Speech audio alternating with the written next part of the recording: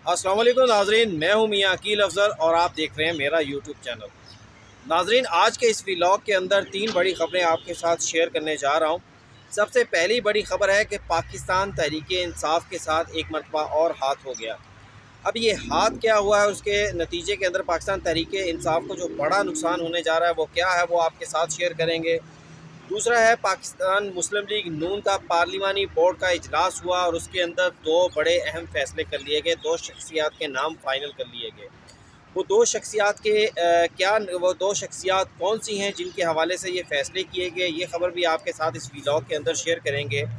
और तीसरी बड़ी ख़बर है कि पाकिस्तान तहरीक इंसाफ के रहनुमाओं की मुकदमात से आज़ादी का बरियत का सिलसिला जो है वो जारी है। आज भी पाकिस्तान तहरीक इंसाफ के बहुत सारे रहनुमा जो हैं वो मुकदमे से बरी हुए हैं। एक मुकदमे से, वो मुकदमा क्या था और कौन कौन से रहनुमा बरी हुए हैं, इस हवाले से आपको तफसीलात में मुकम्मल आगाह करेंगे। इससे पहले कि मैं अपने व्लॉग का बाकायदा आगाज़ करूँ, आपसे गुजारिश है कि फ़ौरी तौर पर यूट्यूब पर जाएं और मेरे चैनल को सब्सक्राइब करें ताकि मुझे भी इसका रिटर्न मिले। तो नाज़रीन, व्लॉग का बाकायदा आगाज़ करते हैं। सबसे पहले बात यह है कि इलेक्शन कमीशन ऑफ पाकिस्तान में आज चीफ़ इलेक्शन कमिश्नर की ज़ेर सदारत जो फुल इलेक्शन कमीशन था,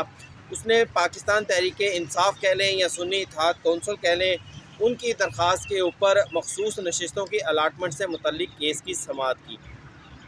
अच्छा, अब इस केस की ये दरख्वास्त बुनियादी तौर के ऊपर तो पाकिस्तान तहरीक इंसाफ या सुन्नी इत्तेहाद कौंसिल की जानिब से दायर की गई थी, लेकिन इस केस के अंदर एक बहुत बड़ा ट्विस्ट आ गया। वो ट्विस्ट क्या है, वो ट्विस्ट मैं आपको इसी खबर के अंदर आगे जाके बताऊंगा। लेकिन इस मुकदमे का थोड़ा सा अहवाल आपके साथ शेयर कर दूं कि जब इस मुकदमे की बाकायदा समाअत का आगाज़ किया गया तो सबसे पहले बैरिस्टर अली ज़फ़र, जो कि पाकिस्तान तहरीक इंसाफ या सुन्नी इत्तेहाद कौंसिल के वकील थे, उनकी जानिब से ये एतराज़ किया गया कि हमने बहुत पहले जो थी वो दरख्वास्त दायर कर दी गई। हमारी दरख्वास्त को समाअत के लिए मुकर्रर नहीं किया गया, बल्कि हमारी दरख्वास्त पर दीगर सियासी जमातों को ये टाइम दिया गया कि वो भी इस हवाले से दरख्वास्तें दायर कर दें। जिस पर चीफ इलेक्शन कमिश्नर ने कहा कि आपकी दरख्वास्त के ऊपर 3 मरतबा जो है वो इजलास किए गए हैं कमीशन के अंदर। फिर ये उनकी अली ज़फ़र की जानिब से मज़ीद कहा गया कि इस केस के अंदर आपने मज़ीद सियासी जमातों को भी शामिल होने का मौका दिया। तो इलेक्शन कमीशन ने कहा कि हमने तमाम सियासी जमातों को शामिल नहीं किया, बल्कि उन सियासी जमातों को शामिल किया है जो कि मखसूस नशिस्तों के हवाले से किसी न किसी तरह से दावेदार हो सकती हैं। यानी वो तमाम सियासी जमातें जो इस वक्त पार्लिमान के अंदर मौजूद हैं। जो जमातें पार्लिमान के अंदर मौजूद नहीं हैं उनको हमने नोटिस जारी नहीं किए। अब इस केस के अंदर MKM, मुस्लिम लीग नून, JUI, इस्तेहकाम पाकिस्तान, पाकिस्तान मुस्लिम लीग काफ, इन तमाम जमातों के जो वकला थे वो भी मौजूद थे। सबसे पहले अली ज़फ़र ने अपने दलाइल का आगाज़ किया, जो कि मैं आपको बता भी रहा हूँ। इसके बाद अली ज़फ़र ने मज़ीद कहा कि ये जनाब के सुन्नी कौंसिल के इंतखाबी निशान के हवाले से उन्होंने कहा कि सुन्नी कौंसिल जो है वो इलेक्शन कमीशन ऑफ पाकिस्तान में एक रजिस्टर्ड जमात है, उन्हें इंतखाबी निशान भी अलॉट किया गया है।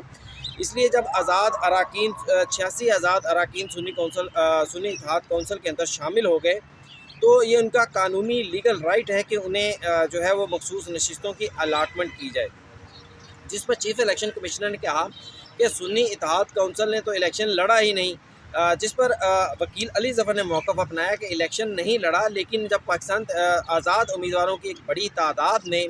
उसके अंदर शमूलियत इख्तियार कर ली, तो उसके बाद जो मखसूस नशिस्तें, इतनी बड़ी नशिस्तों के इवज़ मिलनी चाहिए, वो पाकिस्तान सुन्नी इत्तेहाद कौंसिल का हक़ है कि उन्हें ये मखसूस नशिस्तें दे दी जाएँ। अच्छा, अब इस केस के अंदर सबसे अहम नुक्ता ये भी उठाया गया कि अगर कोई सियासी जमात इलेक्शंस के दौरान या मुकर्रर करदा तारीख के तक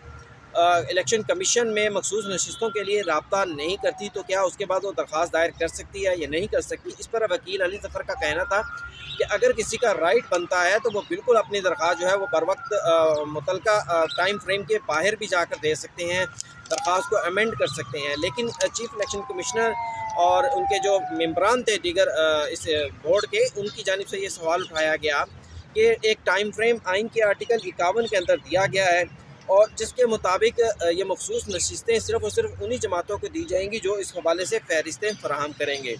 अच्छा, अब किसी को भी मालूम नहीं था कि इस मुकदमे के अंदर क्या ट्विस्ट आने वाला है। अब इस केस के अंदर सबसे बड़ा ट्विस्ट उस टाइम आया जब अली ज़फ़र जो थे वो इस चीज़ के ऊपर आर्गूमेंट्स कर रहे थे कि सुन्नी इत्तेहाद कौंसिल को ये मखसूस नशिस्तें मिलनी चाहिए। اب اس تاہم یہ بات ضرور تھی کہ آیا سنی اتحاد کونسل کو یہ مخصوص نشستوں کے حوالے سے جو فارمولہ ہے اس کے مطابق ملیں گی یا کسی اور فارمولے کے مطابق، لیکن علی ظفر کا اظہار جو موقف تھا وہ یہی تھا کہ یہ تمام کی تمام جو ان 86 نشستوں کے اگینسٹ جو نشستیں ہیں وہ سنی اتحاد کونسل کو ملنی چاہیے۔ اب اس کے بعد الیکشن کمیشنر آف پاکستان نے ایک لیٹر نکال کر بیرسٹر علی ظفر کو پڑھایا اور وہ لیٹر پڑھ کر بیرسٹر علی ظفر بھی دنگ رہ گئے۔ اچھا وہ لیٹر کیا تھا؟ لیٹر یہ تھا کہ 26 فروری کو جو ہے سنی اتحاد کونسل کے سربراہ حامد رضا صاحب نے ایک الیکشن کمیشن آف پاکستان کے 23 فروری کے خط کے جواب کے اندر ایک خط لکھا، جس میں انہوں نے یہ کہا کہ پاکستان جو سنی اتحاد کونسل ہے اس کے کسی بھی امیدوار نے انتخابات نہیں لڑے، اس لیے ان کی جانب سے کسی بھی مخصوص نشست کے لیے کوئی بھی فہرست جو ہے وہ جمع نہیں کروائی گئی۔ اب یہ کیس بڑا حیران کن ہو گیا جب ایک طرف علی ظفر جو ہیں وہ سنی اتحاد کونسل کی جانب سے مخصوص نشستوں کے لیے جو ہے وہ مقدمہ لڑ رہے ہیں اور آرگومنٹس کر رہے ہیں، لیکن دوسری جانب سنی اتحاد کونسل کے سربراہ حامد رضا صاحب جو ہیں وہ لیٹر لکھ کر کہہ رہے ہیں کہ جناب ہمیں تو کوئی مخصوص نشستوں کے لیے ہم نے کوئی فہرست اس لیے جمع نہیں کرائی کیونکہ ہمارے کسی امیدوار نے الیکشن لڑا ہی نہیں۔ تو اب اس لیٹر کو پڑھنے کے بعد علی ظفر جو تھے وہ حیران بھی رہ گئے اور ان کے نالج کے اندر یہ لیٹر تھا ہی نہیں۔ اب اس لیٹر کا جو سامنے آیا ہے اس سے تو دیکھیں بظاہر ایسا لگتا ہے کہ دو باتیں ہیں، یہاں تو پاکستان تحریک انصاف کے ساتھ ہاتھ ہو گیا اور سنی اتحاد کونسل جو ہے وہ بھی بظاہر جو ہے وہ اسٹیبلشمنٹ کے ساتھ اور دیگر سیاسی جماعتوں کے ساتھ ہی جو ہے وہ کھیل رہی ہے مل کر، لیکن دوسری جانب یہ ہے کہ اگر پاکستان ہم اس بات کو نگلیکٹ بھی کر دیں تو پھر بھی سنی اتحاد کونسل کے جو سربراہ ہیں جب ان کی جانب سے لیٹر لکھا جا رہا تھا تو انہیں کم سے کم پاکستان تحریک انصاف کے رہنماؤں کو اس پر اعتماد میں ضرور لینا چاہیے تھا، کیونکہ انہیں یقینی طور پہ اوپر معلوم تھا کہ اس لیٹر کا امپیکٹ کیا ہوگا۔ اب اس لیٹر کا امپیکٹ یہ ہوگا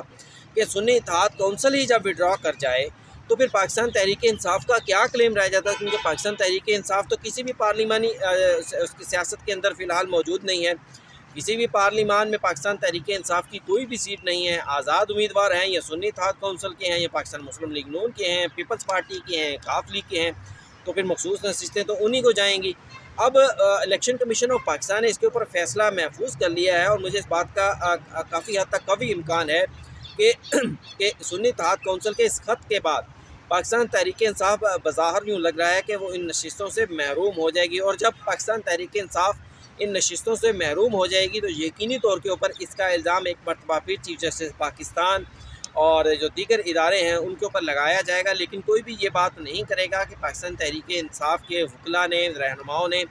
اس مرتبہ بھی اپنا ہوم ورک مکمل نہیں کیا۔ سنی اتحاد کونسل کے ساتھ تمام چیزیں لگتا یوں ہیں کہ انہوں نے سیٹل ڈاؤن نہیں کی تھی، تمام چیزوں کو طے نہیں کیا گیا تھا، تمام شرائط کو جو تھا وہ طے نہیں کیا گیا تھا، تو اس کا نتیجہ الٹیمیٹلی پاکستان تحریک انصاف کو بھگتنا پڑے گا۔ اب ناظرین دوسری بڑی خبر یہ ہے کہ پاکستان مسلم لیگ نون کی پارلیمانی کمیٹی کا اجلاس ہوا، نواز شریف نے اس کی صدارت کی، اس میں شامل ہوئے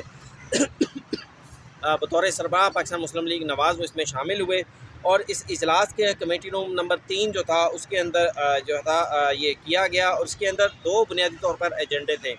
ایک وزیر اعظم شہباز شریف کے نام کی توثیق کرنی تھی اور دوسرا اسپیکر کے نام کے لیے جو تھا مختلف ناموں کے اوپر غور کیا جانا تھا۔ اب پاکستان مسلم لیگ نون کا جب اجلاس ہوا تو اس میں پاکستان مسلم لیگ کے تمام رہنما جو تھے وہ شریک ہوئے، تو میاں محمد نواز شریف نے باقاعدہ شہباز شریف کا بطور وزیر اعظم نام کا اعلان کر دیا، اور اس کے بعد سردار ایاز صادق اور جام کمال کے درمیان جو ہے وہ اسپیکر اسمبلی کے حوالے سے مقابلہ تھا، لیکن میاں محمد نواز شریف نے اس حوالے سے جو ہے وہ سردار ایاز صادق کے نام کا اعلان کیا، جس کے بعد دونوں نام جو تھے وہ پارلیمانی بورڈ سے منظور ہو گئے، یعنی قومی اسمبلی کے اسپیکر ایاز صادق ہوں گے اور وزیر اعظم شہباز شریف ہوں گے۔ آج باقاعدہ مسلم لیگ نون کے پارلیمانی بورڈ نے اس کی منظوری دے دی۔ اب ناظرین ایک اپڈیٹ یہ بھی ہے کہ پاکستان شہباز شریف کی جانب سے آج شام تمام اتحادیوں کو جو ہے وہ ایک اشعائیہ دیا جا رہا ہے، جس کے اندر پاکستان مسلم لیگ، کاف، MQM اور دیگر جو اتحادی جماعتیں ہیں، پیپلز پارٹی، وہ تمام شرکت کریں گے۔ آصف علی زرداری اور بلاول بھٹو کے بھی شرکت کی جو ہے وہ توقع کی جا رہی ہے کہ وہ بھی اس اشعائیے کے اندر شامل ہوں گے، جہاں پر آئندہ کی حکومت کے حوالے سے بہت سارے جو ہیں वो अमूर के ऊपर बात की जाएगी। और तकरीबन अब तक के जो इतलात आ रही हैं उनके मुताबिक 210 के करीब अरकान जो हैं वो इस इत्तेहाद के अंदर शामिल हैं, और आज भरपूर स्ट्रेंथ जो होगी वो इस इशाइये के अंदर दिखा दी जाएगी, ताकि जब ये इजलास होगा इस कौमी असम्बली का पहला, तो वाज़ेह तौर पर क्लियर हो जाएगा कि उससे पहले पहले कितने लोग जो हैं वो इस इत्तेहाद में शामिल हैं। वैसे तो 169 अरकान इस इत्तेहाद को हुकूमत बनाने के लिए चाहिए, लेकिन 210 के करीब का जो नंबर है, जो कि 2/3 मेजॉरिटी के बिल्कुल करीब जा रहा है, तो 210 लोगों का जो नंबर है ये आज शाम मेरे ख्याल से सामने आ जाएगा। अब इसके बाद ये भी है कि नाज़रीन, एक और ख़बर आपको बताता चलूँ कि मुस्लिम लीग पाकिस्तान तहरीक इंसाफ के मुख्तलिफ़ रहनुमाओं के ऊपर मुतअद्दिद मुकदमात हर थाने के अंदर, इस्लामाबाद हो या लाहौर हो या मुख्तलिफ़ जो बड़े शहर थे उनके अंदर दर्ज किए गए थे। और इस हवाले से एक मुकदमा थाना तरनौल के अंदर एहतजाज और तोड़ फोड़ के हवाले से 26 मई को दर्ज किया गया था, 9 मई के वाक़यात के बाद। तो आज बाकायदा उसके अंदर जो मजिस्ट्रेट थे उनकी जानिब से, ये मजिस्ट्रेट मोहम्मद शबीर साहब, उन्होंने यह फ़ैसला दे दिया है कि इस मुकदमे के अंदर शवाहिद नहीं है, इस मुकदमे को मज़ीद चलाना जो है वो वक्त का ज़िया होगा। मुकदमा इतना कम्पिटेंट नहीं है कि मुकदमे को बुनियाद बनाकर इनको सजाएं दी जा सके, इसलिए उन्होंने असद उमर, फैसल जावेद, हामिद अली नवाज़ अवान, राजा खुरम नवाज़ और ज़हीर खान समेत कुछ 60 के करीब लोग पाकिस्तान तहरीक इंसाफ के थे, उनको इसमें नामज़द और कुछ लोगों को नामज़द नहीं किया गया था, तो उन तमाम को बरी कर दिया है। ये भी बड़ी ख़बर है पाकिस्तान तहरीक इंसाफ के लिए। तो नाज़रीन, ये था आज का वीलॉग कैसा लगा मुझे कमेंट्स के अंदर ज़रूर बताइएगा। एक बार फिर आपसे रिक्वेस्ट है कि चैनल को सब्सक्राइब करना, लाइक करना और कमेंट करना बिल्कुल मत भूलिएगा। इजाज़त दीजिए, अल्लाह हाफ़िज़।